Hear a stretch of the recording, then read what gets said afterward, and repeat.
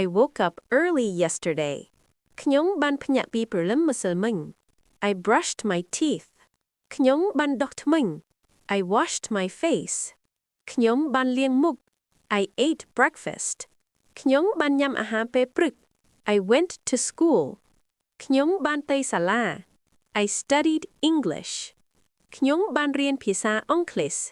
I spoke English with my teacher ខ្ញុំបាននិយាយភាសាអង់គ្លេសជាមួយគ្រូ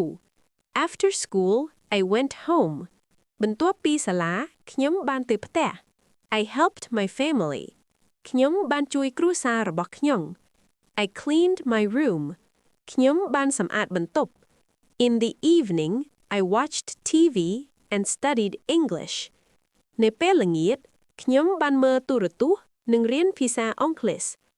I slept at 10 p.m. ខ្ញុំបានគេងម៉ោង10យប់ Do you study English yesterday?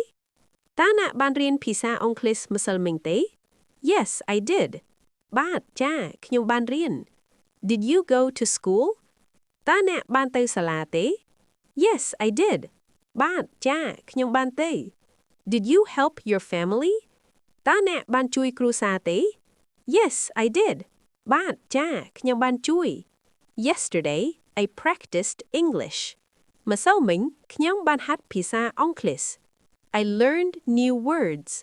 ខ្ញុំបានរៀនពាក្យថ្មី I spoke English. ខ្ញុំបាននិយាយភាសាអង់គ្លេស